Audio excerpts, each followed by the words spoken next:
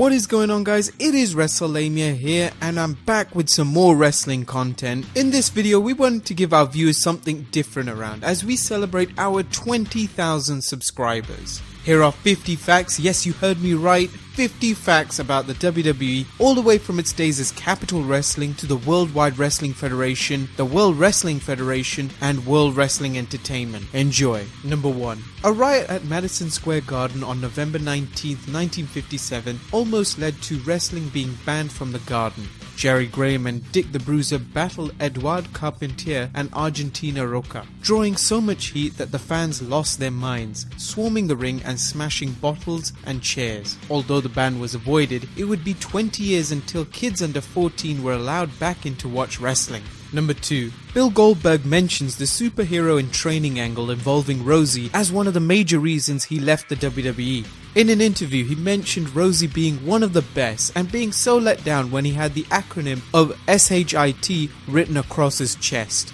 Number 3. There was serious consideration of China wrestling Stone Cold Steve Austin for the WWF Championship at SummerSlam 1999. Number 4. The highest rated wrestling program remains the first Royal Rumble in 1988. Even the shows of the Attitude Era haven't topped its 8.2 rating. Number 5. Bob Backlund and Pat Patterson are the only wrestlers to main event Madison Square Garden 4 times in a row. Their title series over Backlund's WWF Championship saw Patterson try Backlund as he'd never been tried before. A 4th and final match saw Backlund win after escaping a steel cage. Number 6. Jerry the King Lawler broke into wrestling by drawing cartoons of his favorite wrestlers and sending them to his local promotion. Eventually, several wrestlers befriended him and he entered the business. Number 7. Although they teamed together as the WWF Tag Team Champions Native American team the Chiefs, neither Jay Strongbow or Billy White Wolf are Native American. In fact, Billy White Wolf is best known as manager Sheikh Adnan Al-Kaisi and was born in Iraq. Number 8. The WWF almost went out of business after they promoted the closed-circuit broadcast of the Muhammad Ali vs Antonio Inoki boxer vs wrestler fight at their Shea Stadium show. Only the addition of a Bruno Sammartino vs Stan Henson bout saved the show. Number 9. WrestleMania 2 is the only WrestleMania that didn't air on a Sunday. This show ran on Monday, April 7th, 1986. Number 10. Wrestling legend has it that AWA promoter Vern Gagne offered the Iron Sheik $100,000 if he broke Hulk Hogan's leg during their title bout. One rumor is that Gagne wanted the Iron Sheik to bring the WWF belt to the AWA and unify it. Number 11. Pedro Morales was the first WWF superstar to win the WWF's Triple Crown. This includes the WWF Championship, the Intercontinental Championship, and the WWF Tag Team Championship. Number 12. CM Punk is the wrestler who won the Triple Crown in its shortest amount of time. The straight-edge superstar broke Diesel's previous record of 227 days from 1994 by doing so in 203 days in 2009. Number 13. The highest rated segment on Monday Night Raw was the This Is Your Life segment between Mick Foley and The Rock. The segment drew an incredible 8.4 rating, but Raw's overall average wasn't high enough to beat the 1988 Royal Rumble rating. Number 14. Who was responsible for the Papa Shango character? None other than James J. Dillon. The former executive director of the Four Horsemen suggested the idea to Vince McMahon when he served on Vince's creative team in the early 90s. Number 15. Before signing with the WWF, Chyna was going to join WCW and become the first female member of the NWO. Number 16. Rowdy Piper beat up wrestler Rick Quick Draw McGraw so badly on TV that some fans believe Piper was responsible for McGraw's untimely death. The two wrestled on the November 2nd, 1985 edition of Championship Wrestling, with McGraw doing a stretcher job after the referee stopped the bout due to Piper pummeling McGraw. The match was taped on October 22nd, 1985, and McGraw died from a heart attack on November 1st, 1985. Thus the confusion. Number 17. Cowboy Bob Orton injured his arm for real during a bout in Madison Square Garden against Jimmy Snuka, resulting in the cast he became famous for using during matches.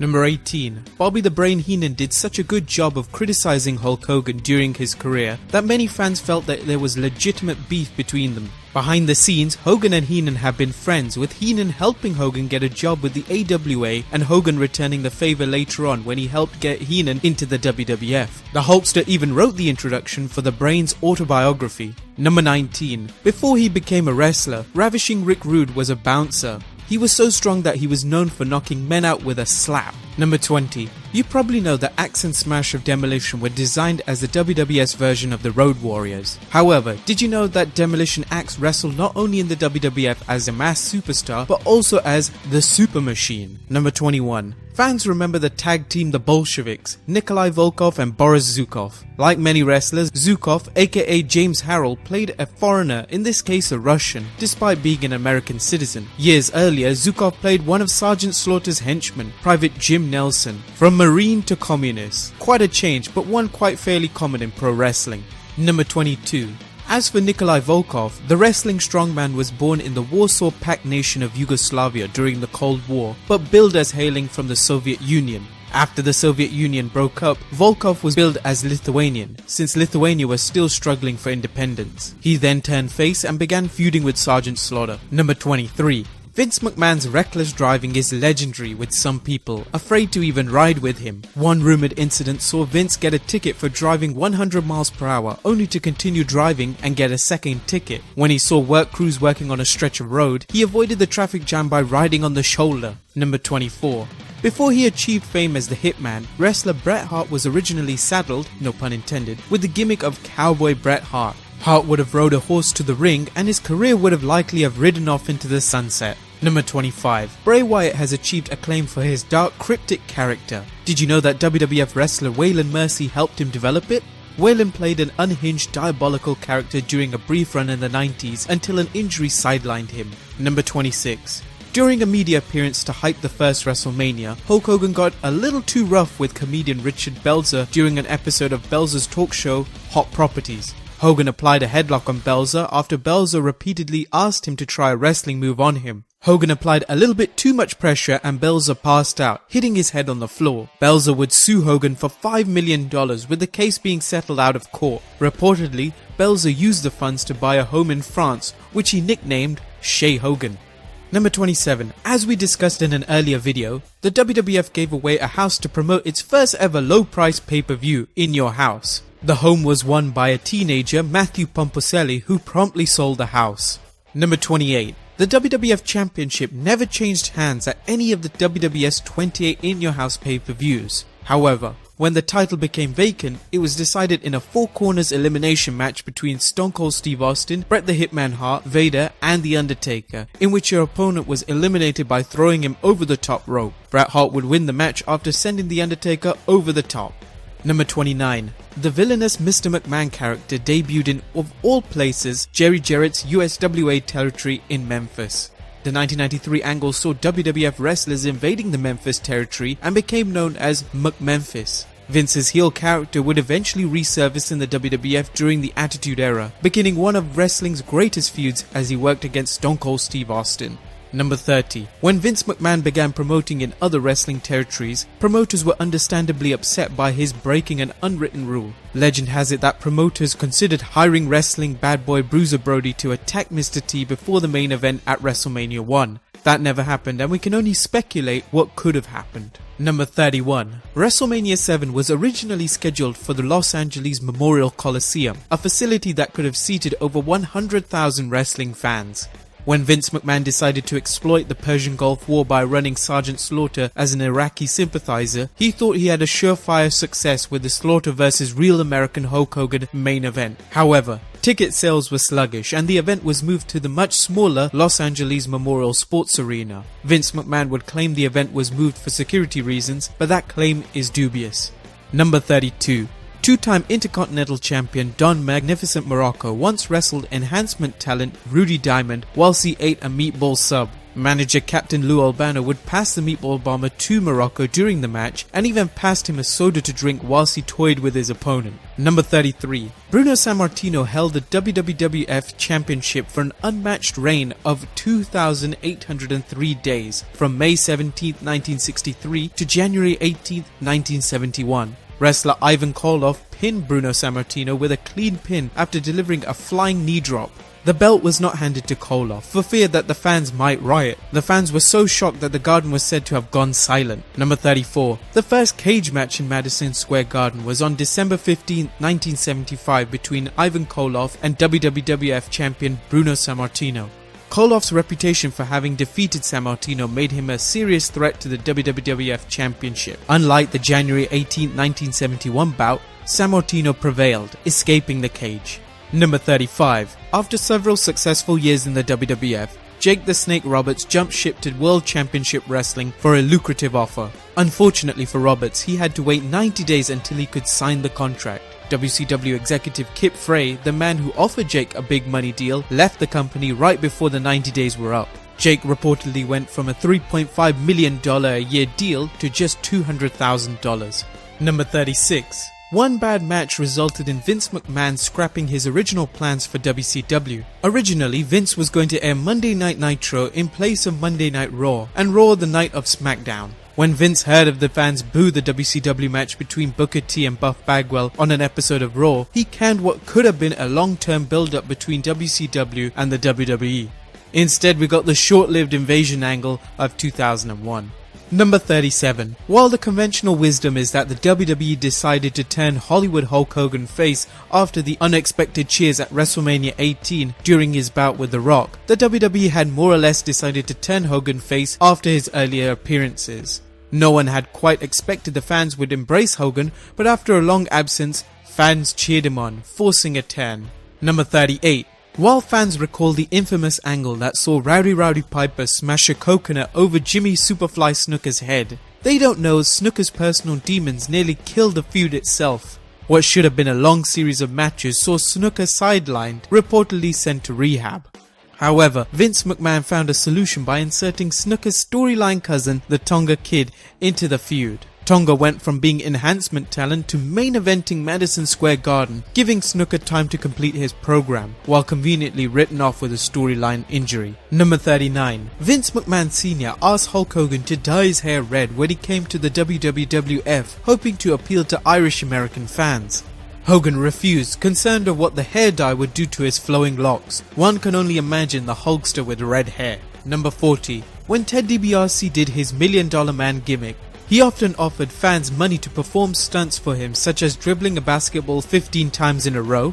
One particularly nasty stunt saw DiBiase offer a young fan $100 to kiss his foot. The fan took the C-note and grew up to become wrestler Rob Van Dam. Number 41. Bill Apter, the photojournalist best known for his work in Pro Wrestling Illustrated magazine, once befriended a young man with aspirations of becoming a wrestler. Apter wasn't sure if the man could make it given his small size. Still, the man was determined, and Apter helped him with the photos and promos. That man eventually broke into the business as Taz.